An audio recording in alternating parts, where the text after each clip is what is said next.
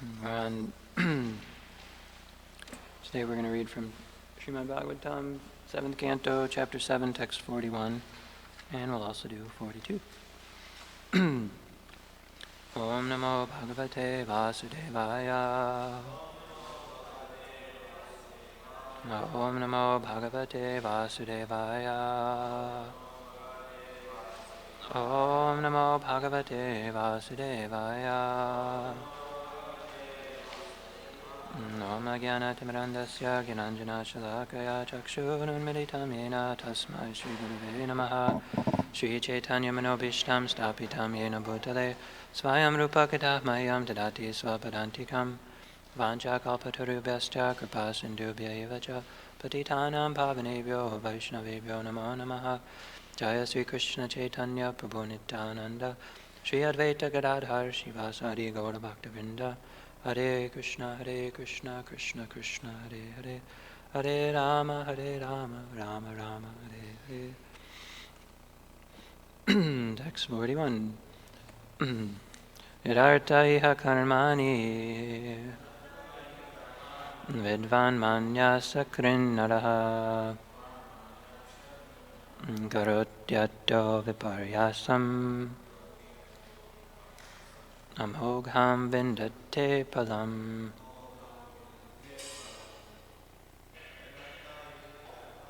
Yadartha karmani vidvan manya sarkrinnara karotyato viparyasam amogham vindate palam. Yadartha karmani Vidvan manyasakannara karotyato viparyasam amogham vindate balam. Yadartha iha karmani vidvan manyasakrinnara karotyato viparyasam Amogham vindate palam.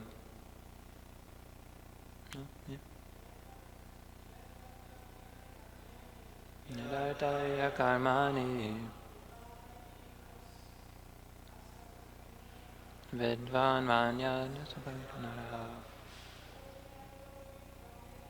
karotyato viparyasam amogham vindate palam.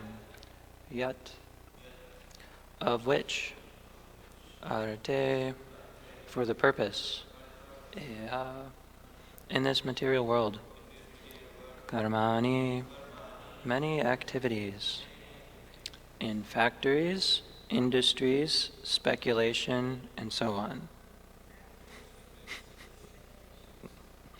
Vidvat advanced in knowledge, mani thinking himself to be, asakrit again and again, naraha a person, karoti performs, ataha from this, viparyasam the opposite, amogham unfailingly, vindate achieves, palam result. Translation: a materialistic person, thinking himself very advanced in intelligence, continually acts for economic development. But again and again, as enunciated in the Vedas, he is frustrated by material activities, either in this life or in the next. Indeed, the results one obtains are inevitably the opposite of those one desires. Purport: no one has ever achieved the results he desired from material activities. On the contrary, everyone has been frustrated again and again. Therefore, one must not waste his time in such material activities for sensual pleasure, either in this life or in the next. So many nationalists, economists, and other ambitious persons have tried for happiness, individually or collectively, but history proves that they have all been frustrated. In recent history, we have seen many political leaders work hard for individual and collective economic development, but they have all failed. This is the law of nature, as clearly explained in the next verse. Okay, so we'll read the next verse because they're related. Sukhaya dukkha mokshaya sankalpaya karmanya sadapnoti yaya dukkam anihaya sukhavritaha. Translation: in this material world, every materialist desires to achieve happiness and diminish his distress, and therefore he acts accordingly. Actually, however, one is happy as long as one does not endeavor for happiness. As soon as one begins his activities for happiness, his conditions of distress begin. Purport: every conditioned soul is bound by the laws of material nature as described in Bhagavad Gita. Prakrite kriyamanani gunai karmani sarvashaha. Everyone has achieved a certain type of body given by material nature according to the instructions of the Supreme Personality of Godhead. Ishvara sarvabhutanam hrideshe arjuna tishtati brahmayan sarvabhutani yantra rudhani mayaya. Quote, the Supreme Lord is situated in everyone's heart, O Arjuna, and is directing the wanderings of all living entities who are seated as on a machine made of the material energy. End quote. The Supreme Personality of Godhead, the Supersoul, is present in everyone's heart, and as the living entity desires, the Lord gives him facilities with which to work according to his ambitions in different grades of bodies. The body is just like an instrument by which the living entity moves according to false and thus suffers the pangs of birth, death, old age, and disease in different standards of life. Everyone begins his activities with some plan and ambition, but actually, from the beginning of one's plan to the end, one does not derive any happiness. On the contrary, as soon as one begins acting according to his plan, his life of distress immediately begins. Therefore, one should not be ambitious to dissipate the unhappy conditions of life, for one cannot do anything about them. Ahankara vimudhatma kartaham iti manyate. Although one is acting according to false ambitions, he thinks he can improve his material conditions by his activities. The Vedas enjoin that one should not try to increase happiness or decrease distress, for this is futile. Tasyaiva heto prayatetaka kovidaha. One should work for self-realization, not for economic development, which is impossible to improve. Without endeavor, one can get the amount of happiness and distress for which he is destined, and one cannot change this. Therefore, it is better to use one's time for advancement in the spiritual life of Krishna consciousness. One should not waste his valuable life as a human being. It is better to utilize this life for developing Krishna consciousness without ambitions for so-called happiness.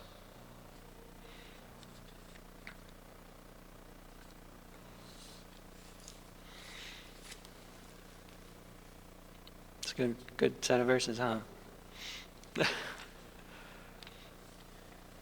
It's just the way it is that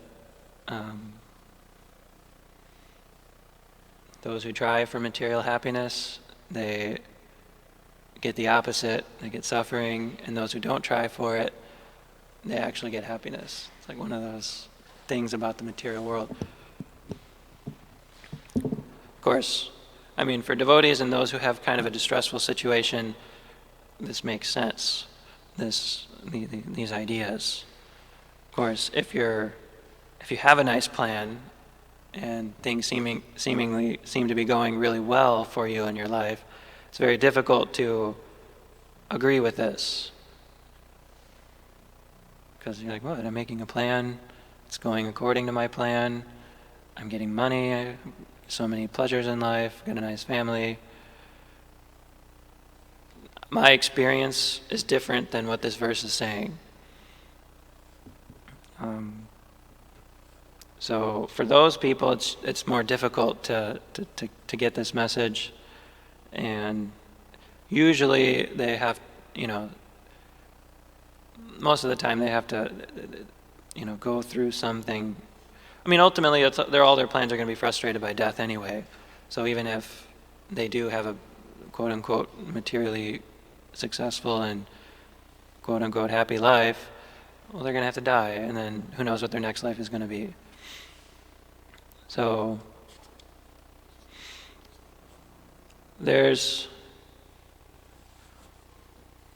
I'd say there's at least eight problems with material happiness.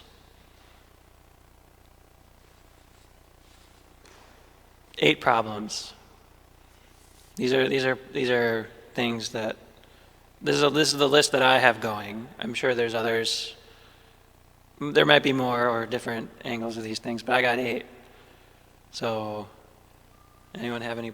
What's the issue with material happiness or trying to pursue material happiness? Temporary. Okay, that's one of them. One of the ones on my list.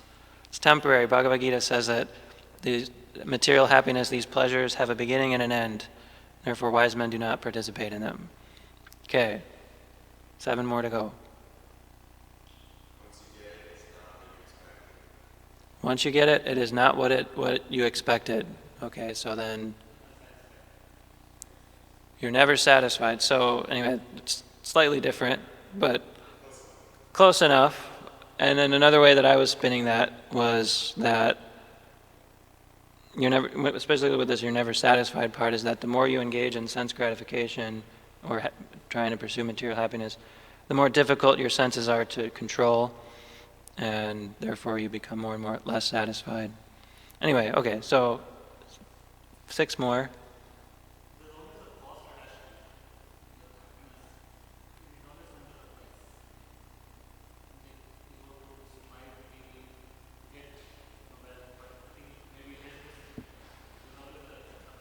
There's obstacles. There's always obstacles in getting material happiness. It's not easy.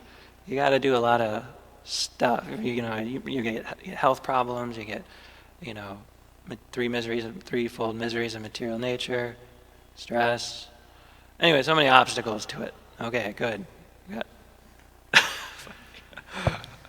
Trying to satisfy material desires is like trying to put out a fire by pouring fuel on it. Yeah, that kind of goes along. Just increase more and more. Right, so it kind of goes along with what I just said, that the more you do it, the more your senses become out of control, because the more you want certain things and you become less satisfied. That's all in the same kind of category. Okay, we got 3 on my list of 8. Reactions? Yeah, your life, you get reactions, and when you get reactions, then your life becomes more,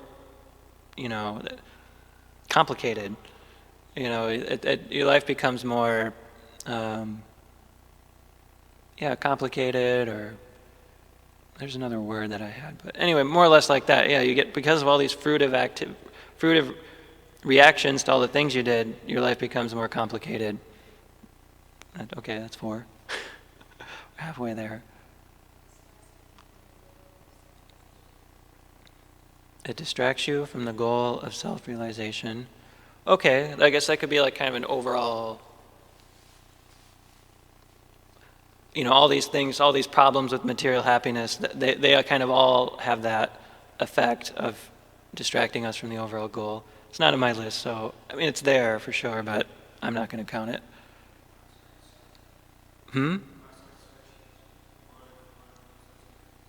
That's what Steve said, that's what we said already. Okay, we've exhausted our brainstorming. Just tell.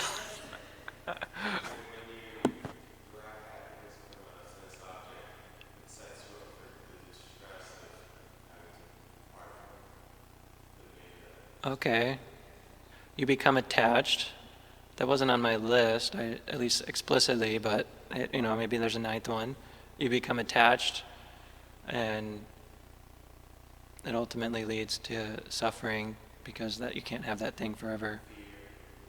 Fear of losing that thing. Okay. Okay, so I'm going to go through the other 4 or so that I had on my list.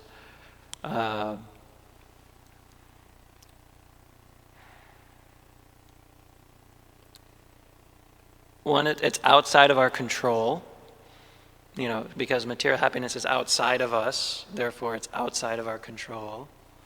So that's a problem with it. Whereas if you're going for spiritual happiness, that is inside of us, and we have a little bit of say in that. Another one is that it is. Okay, we said those 3. Okay, so then other problems with pursuing material happiness or sense gratification is that our senses are very limited in what they can, how much happiness they can really get from material happiness. They're limited. You can only enjoy so much.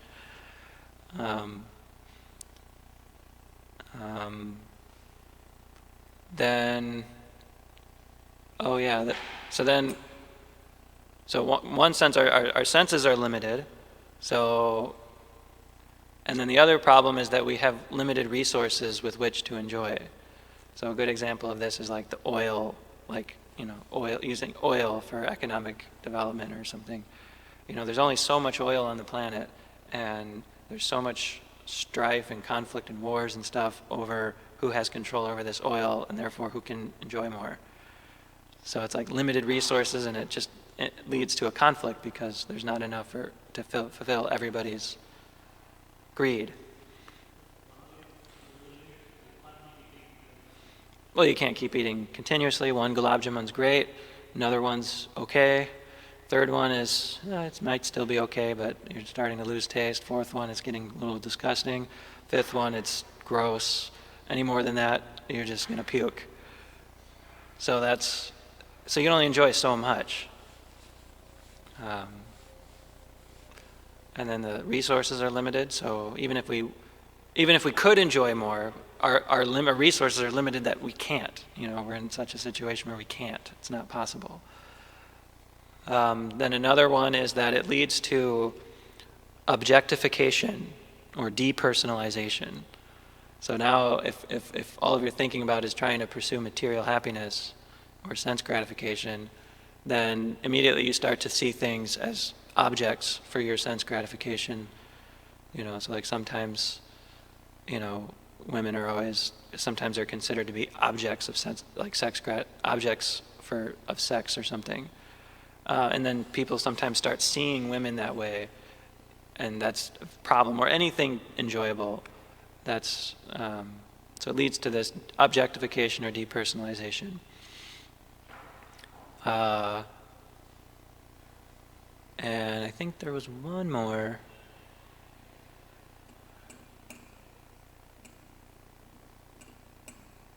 I can't remember the last one. But that was a pretty good list. I hope we're all convinced now that we shouldn't be pursuing material happiness or sense gratification. It's a bad thing.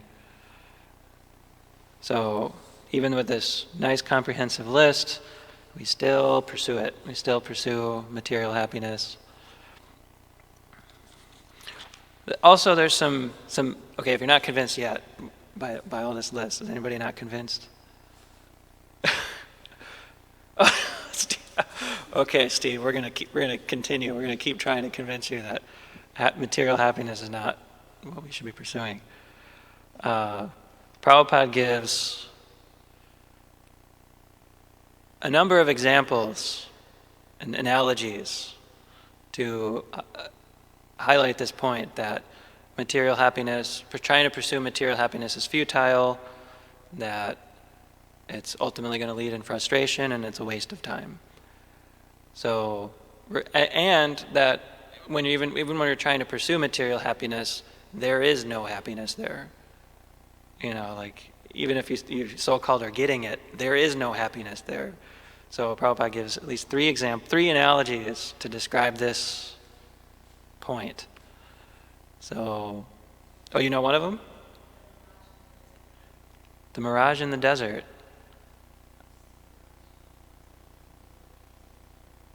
Okay.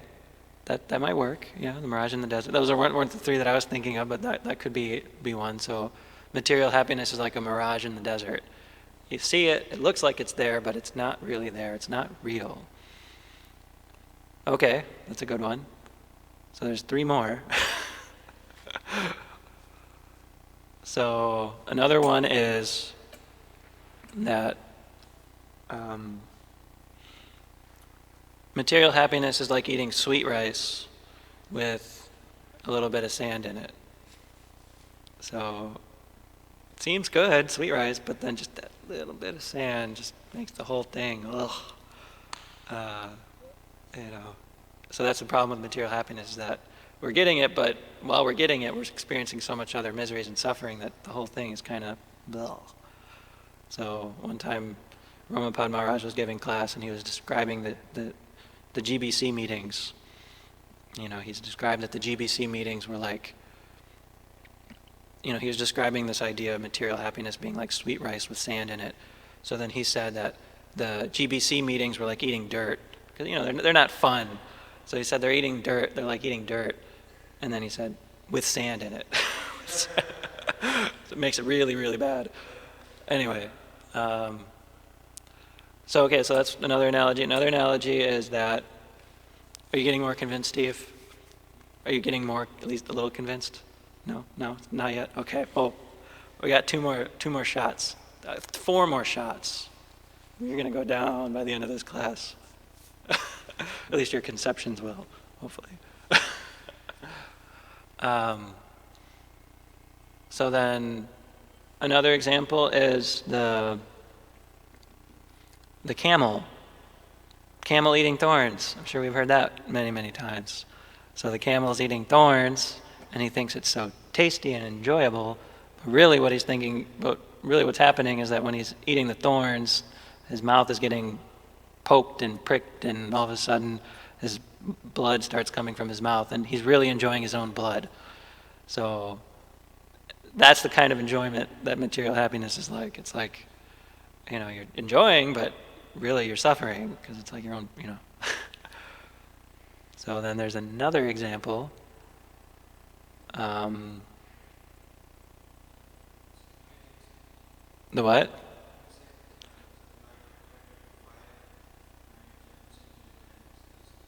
Okay, yeah, that's another one. I wasn't thinking of that, but perhaps that could work. Like an insect is thinking, oh, I'm going to enjoy by going into this light, and then zap, dies. It's a pretty stark example, but it's not so subtle, so it's not so, doesn't convince us as much, because we're not bugs. And we're still alive, right? So another example that Jai Jagannath likes to give always is fish. What about fish?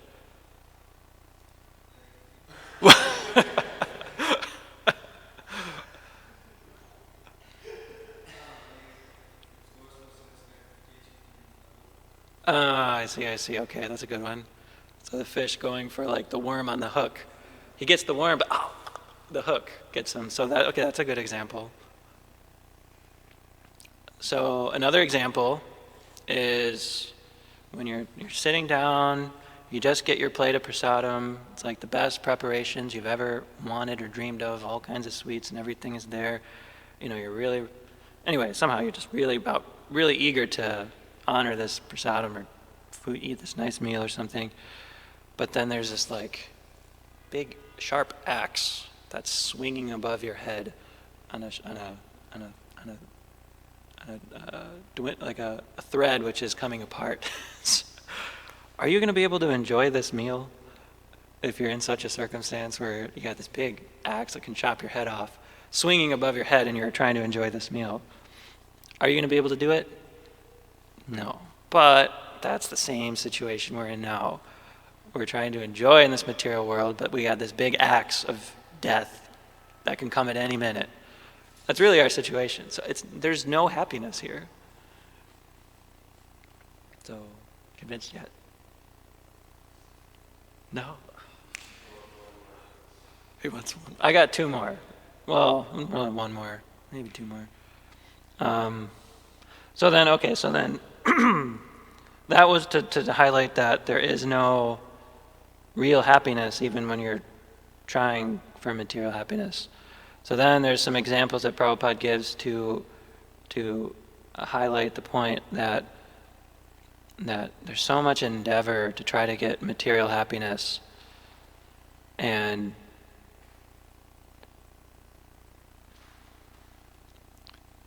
you can't even really get it. I guess it's more along the same lines. So then he sometimes he gives the example of going to the moon. Here we endeavored so hard to go to the moon, and we spend billions of dollars to go to the moon, and we can't even take advantage of it. Most people can't even take advantage of it. So let's say they ended up going to the moon or whatever. So what? You just spent billions of dollars going there, and you can't even go there, or you can't even enjoy it or anything. So it's a bunch of endeavor for hardly any result. And then another example that Prabhupada gives is enjoying milk. So, trying to get milk, if you want to enjoy milk, you have to go through so much endeavor to have the facilities to be able to take care of cows, a committed team to protect cows for their entire life, and it's like a huge operation just to get a little milk. And so if you want to enjoy that milk, you have to do all these other things to be able to do it. And if you have the consciousness that I want to enjoy this milk, then it's going to seem like a big burden, because it's not a very efficient system to get milk, because cows and bulls require a lot of resources, land, and they require a lot of care, and it's a big operation. It takes many men, many resources, lots of huge endeavor just to get a little milk. Especially if you want to get milk properly. So we should really having proper consciousness. If we have the consciousness of I want to enjoy this milk, it's going to seem like a big endeavor and it's not going to be worth it. But if you have this consciousness that I'm trying to please Krishna by offering him nice milk, then all this endeavor that goes into protecting cows and stuff, it becomes worth it, because you're doing it in the proper consciousness. The same thing with deity worship. If we don't have the proper consciousness, doing deity worship is a big operation. It's so much good. We all probably have firsthand experience, at least if not directly doing it, but just indirectly knowing what's going on to maintain certain standards for the deity worship. It's a lot. And if you don't have the proper consciousness that we're doing this for the pleasure of Krishna, then it can very quickly seem like a burden. So anyway, those are all the analogies and examples that I have. So if you're not convinced yet, I'm not going to be able to convince you. I'm a little more convinced now. Yeah? Yeah. Okay, good. I thought of another example too. All right. I think I've heard Prabhupada give this example of like a man drinking really hot sugarcane juice. It's burning his mouth, but it's so sweet that he wants to keep drinking, but he just keeps burning his mouth. Yeah, that's a good one. Or you could say the same thing about any kind of big, hot, spicy thing. It literally just burns your mouth. There's nothing more to it than that, but that sensation is what people like, I guess. I can't stand it, but I guess some people get a thrill out of it.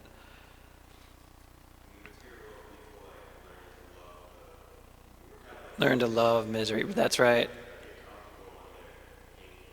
That's right. Yeah. They're just so accustomed to it that that's all they know. And somehow they get accustomed to it where it actually they like it in a weird sense. And then they keep putting themselves in these situations where their lives are always full of misery and distress, because that's how they like to exist. And it's miserable, and they'll even say it's miserable, but for some reason they get this.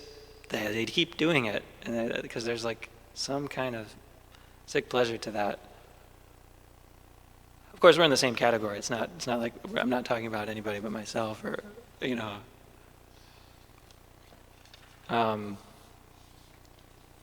Okay, so what's said here is that, so we shouldn't strive for material happiness, we should go for self-realization, spiritual happiness. Because if you endeavor for spiritual happiness or self-realization, even though you might be doing so many, you might be working harder potentially for spiritual happiness than you would be for material happiness. But when you're working for spiritual happiness, there's no there's no loss. Actually, you feel better about it. It doesn't have all these problems that go along with the material happiness. So anyway, one time Jayananda Prabhu was asked, "Are you happy?" Jayananda Prabhu, famous Prabhupada disciple, said, "Are you happy?" And then he just responded, "I don't know. I don't really have time to think about that," because he was so busy working very hard to please Krishna and Prabhupada that basically he was saying, "I'm so absorbed that of course I'm happy. I'm so happy that I don't even have time to think about it. Whether I'm happy or not. It's just kind of an irrelevant thing to think about." So if we're endeavoring for spiritual happiness, that's when we can actually be happiness. Or rather, in order to really, here it says, if you stop endeavoring for material happiness, that's when happiness comes. That's true. But in order to stop endeavoring for material happiness, you really have to endeavor for spiritual happiness. So that's it. Anyone have anything they'd like to add to this discussion? Nope. Okay. Oh, yeah.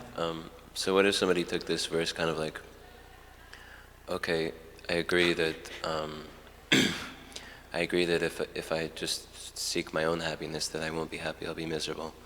But I don't think that means that I have to work for God's happiness. If I just work for the happiness of others, I'll get the same result. I'll get happiness naturally by not thinking about my own happiness, just thinking about the happiness of others. Yeah, there actually is a happiness there. And one of the characteristics of the mode of goodness is that it's one of the shackles is the feeling of happiness. Knowledge, that's one of the categories of the mode of goodness, is that it's characterized by a sense of knowledge, and then happiness, peacefulness. So when you're doing activities like altruistic work, philanthropy, building hospitals, helping people, there is a sense of happiness to that, and it's real. It's the happiness in the mode of goodness, and it's nice, for those of you who've done these kind of things. There is some happiness there, and it's actually better than any other kind of lower form of happiness, like just raw sense gratification or anything like that. And Krishna does say in the Bhagavad Gita that doing stuff like that is actually better. It gives this whole hierarchy of things that, first just be completely absorbed in hearing and chanting and stuff about me, and that's the highest. And if you can't do that, okay, then, what is it, work for me? Yeah, regulative principles of bhakti.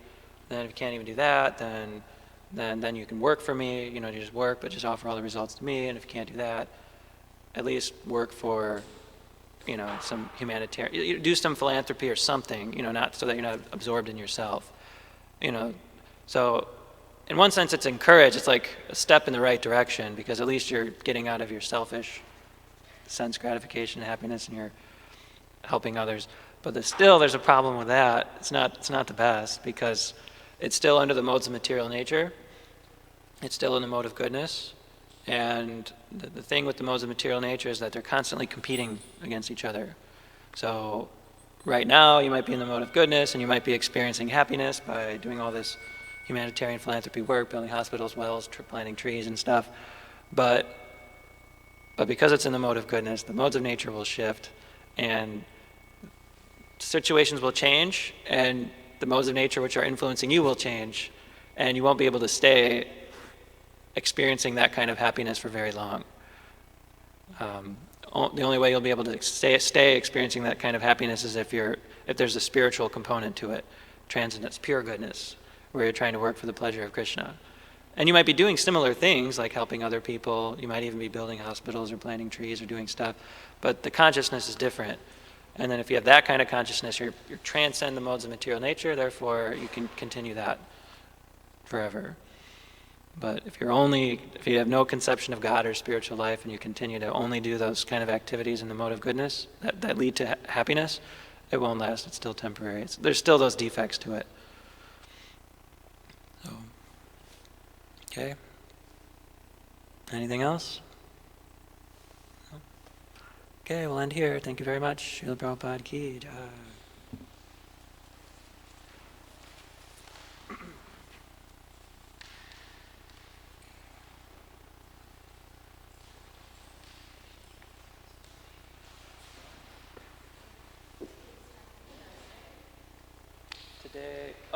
Today's Vamana Dev's. Well, tomorrow is the appearance day of Lord Vamana Dev, and so I guess we're fasting today for it.